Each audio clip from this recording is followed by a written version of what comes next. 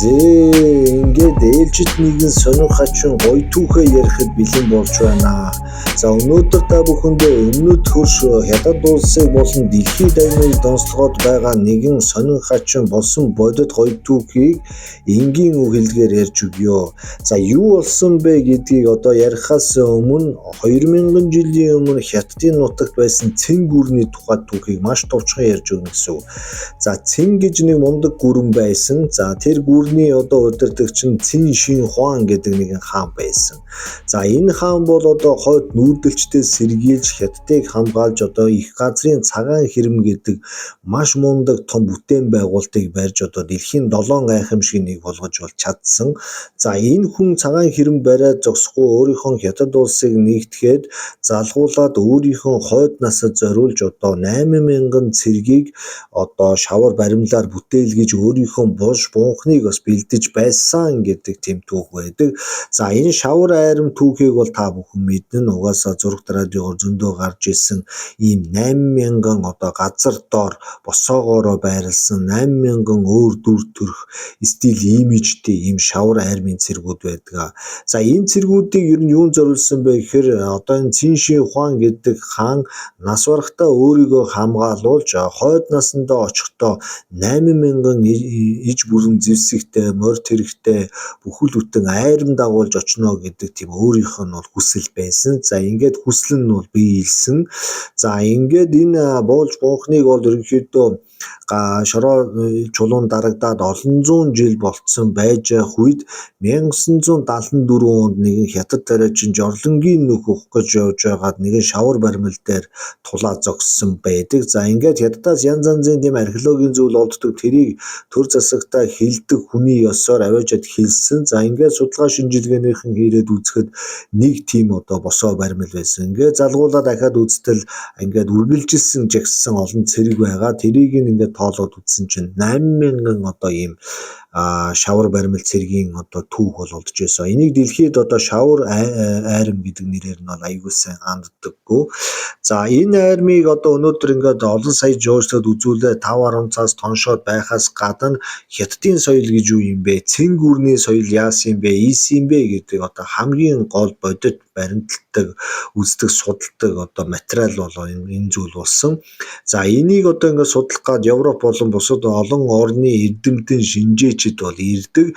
Гэвчиг энэ газрыг одоо хятадын дархан цаазад газар болгож хамгаалахаас гадна ЮНЕСКОгийн соёлын өв болгоод бүртгээд авчихсан. Тийм учраас одоо энэ хөшөөг холдуулж байгаа доогуур дээгүүр нь харах, янз янзын дээж мэж явах бол ямар ч боломжгүй. Ийм учраас Европын эрдэмтэд яадаг вэ гэхээр 3D болон зайнаас хэмждэг тусгай өндөр хүчин чадалтай төхөөрөмжүүдийг авчирч хөшөө дурсгалыг гэмтээхгүйгээр судалгаа шинжилгээний ажлыг хийгээд бол нэлээд олон жил болцсон байгаа.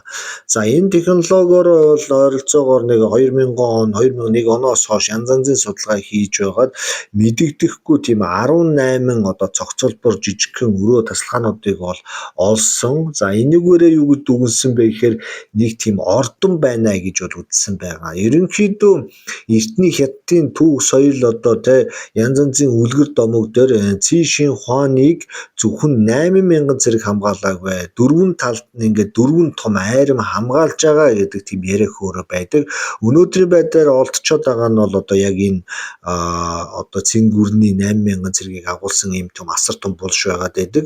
Гэтэл яг Цин Шин Хуаны өөрийнх нь бунхан бол одоорт олдоог байгаа. Гэхдээ яг нь судалгаанууд байдаг юм байлээ. Эннээс гадна энэ зүгүүдэд ийм километрийн алслалт иймэрхүү айрмууд байгаа гэдэг тийм багцаа байдаг. Гэхдээ яг тэрийг ухаж илрүүлээд одоо нээлт хийж гисэн юм бол байхгүй байгаа. Өнөөдрийн одоо та бидний мэддэг шавар айрмыг бол одоо жуулчдад үзүүлээд судалгаа шинжилгээг бол хийдэг. Яг энэ дээр судалгаа хийж исэн барууны эрдэмтэд маш өндөр хүчтэй одоо долгионоор одоо энэ 8000 цэргийн байгаа газрыг судалж байгаад яг энэ доор нь нэгэн өрөө байгааг бол илрүүлсэн байгаа. За ийм нууцлаг одоо орох гарцсан мэддэхгүй ийм өрөө байгааг мэдэнгүүтээ хятадын том удирдагч нарт бол захиа бичсэн. Захианда юу гэж ütсэн бэ гэхээр яг энэ одоо шавар айрмын доор нэгэн нууцлаг өрөө байна. За энэ өрөөг орж судлах хэрэгтэй. Тэгээд энэ өрөө бол одоо газрын гүний усанд одоо дэвтэж үерт автах тийм эрсдэл байна. Ийм учраас энэ одоо бунхан илрүүлж онгойлгож орж үзээ судалгаа шинжилгээ хийгээд хиймээр байна гэдэг санал хүсэлтийг бол өгсөн. Хятадын удирдагчид бол одоо эрдэмтдийн гаргасан энэ анализ дээр дүгнэлт хийгээ за болж гинөө энийг одоо маш цэвэрхэн гэмтэл бэртэлгүйгээр одоо ингээд судалгаа шинжилгээ хийя аварья бас булш мөнхний чинь гэдэг тийм шийдэлд хүрээд мэрэгжлийн багийг бол оруулсан. За ингээ оруулахад бол маш том өрөөнд нэгэн булш бол байсан байдаг. За энэ булшийг одоо ингээд тэр доороос чирж гаргаж байгаа үед тооцоод үзэхэд ойролцоогоор 16 тонн жинтэй ийм авс байгаа нь бол ойлгомжтой болсон. Татаж гаргаж явах үедээ эдгээр юу гэж бодсон бэ гэхээр энэ магадгүй Цишин Хуан хааны одоо булш бунхан байж магадгүй гэж үзсэн. Гэтэл эртний хятадын түүх шастрал дээр болохоор яг ийм дөрвөн том айрмын голд одоо Цишин Хуаныг одоо бунхалсан гэдэг тийм яриа байдаг. Тэгэхээр энэ одоо яг юу байж болох вэ гэдэг бүгд сандраад судлаад одоо дээш нь татаж гаргаж ирээд нээгээд харсан байгаа юм. За нээгээд харахад бол одоо алтан тэмээ болон одоо маш мөнгөн одоо тийм гоё цүүцэлсэн тийм олдурууд, ваарнууд, дээрээс нь одоо хаш чулуугаар хийсэн эдлүүд, алт мөнгө, 6,000 хүрэл зоос гэх мэт одоо маш өндөр дээд одоо элит давхаргын хүний одоо болж бунхан байгаа нь бол ойлгомжтой болсон. Шинжилгээ судалгааг үргэлжлүүлээд хийгээд эд үлгийн зүйлээс дээж аваад генетикийн болон одоо эд үлгийн янз янзын зүйл дээр нь тулгуурлаж судлаад үзэхээр Циншин Хуан одоо хааны нэгэн хүү тэр тусмаа ханхүү Гаогийн одоо булш байх магадлалтай юм байна гэдэг ихний шатны дүгнэлтэнд бол хүрчээд байгаа.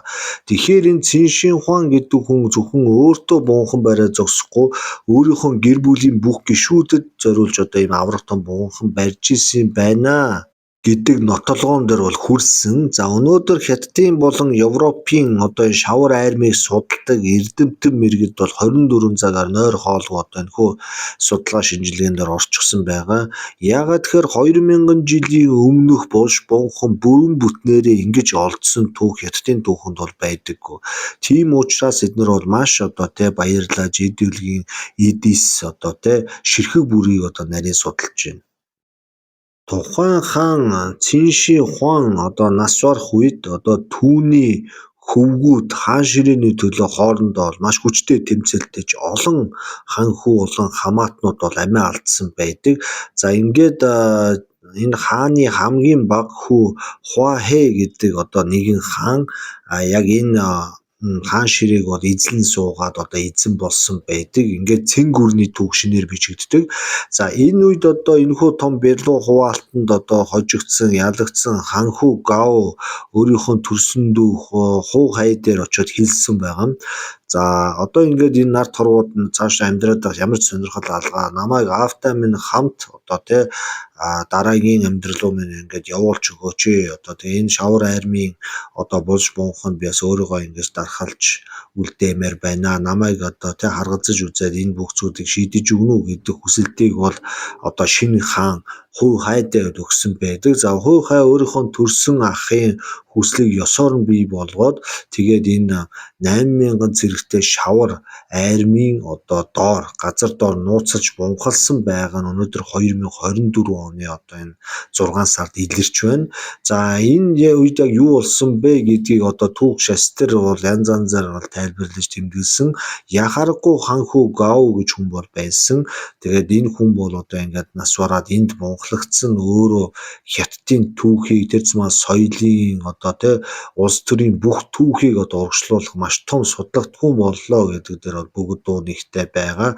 Тэгээд Хятад улс одоо яг энэ 74 оноос хойш энэ тэнд одоо газар тариалан уул уурхай ямарваа нэгэн зүйл хийж явах үед янз янзын эд үлгийн зүйл олдох юм бол нутаг бүсгийнхаа музей болон соёлын яамны ажилтан цэрэг цагдаад маш яралтай мэдэгдэх тийм одоо захирамжуудыг бол гаргачихсан байдаг. Хятадын одоо газар нутаг дээр байгаа одоо нүх болгон одоо уул хад болгон ямарваа нэгэн түүхийг өөртөө агуулж идэг учраас одоо соёлын талаар болон түүхийн талаар маш одоо чухал ач холбогдолтой иймэрхүү зүйлүүд байдаг. За өнөөдрийн хувьд Хүртэл одоо энэ Цин Ши Хуан гэдэг хааны одоо булш бунханг бол илрүүлээгүй байгаа. Хэрвээ илрүүлээд олоод авах юм бол дотор нь мэдээж маш их хэмжээний эрдэнэс алтан мөнгө бол байгаа гэдэг нь ойлгомжтой.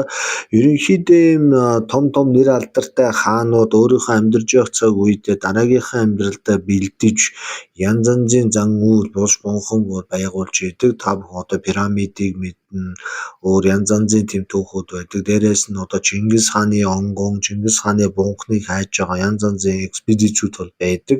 Тэгээд иймэрхүү том хүмүүсийн одоо булш бунханг олоод нээгээд жуулчлалд үзүүлээд одоо соёлын маш том одоо тийм үзүр түүх музей болгож чадах юм бол улс эх орондоо бас хэрэгтэй байдаг. За ихэвчлэн одоо олон зуун жил өнгөрцөн учраас янз янзын тоноолчин дээрэмчдийн гарт өртөөд одоо иймэрхүү том бунханууд бол сүйдчихсэн байдаг. Тэгээ ямар ч байсан азар энэ удаа Цин Шин Хуаны хамгийн одоо дунд хүү Ханху Гаогийн одоо булшийг маш санаанд оромгүй газраас олсон нь өөрөө энэ шавар айрмын түүхийг судалдаг бүхэл бүтэн шинжлэх ухаанд маш том эргэлтийг бол хийсэн байдаг. За ингээд дараагийн удаа та бүхэндээ иймэрхүү сонирхолтой гой түүхүүдийг энгийн үг хэлгээр оруулаад явна. Та бүхэнд манаас суваг таалагдсан бол дардаг барьдаг юмнуудаа дараа дагаад яваарай.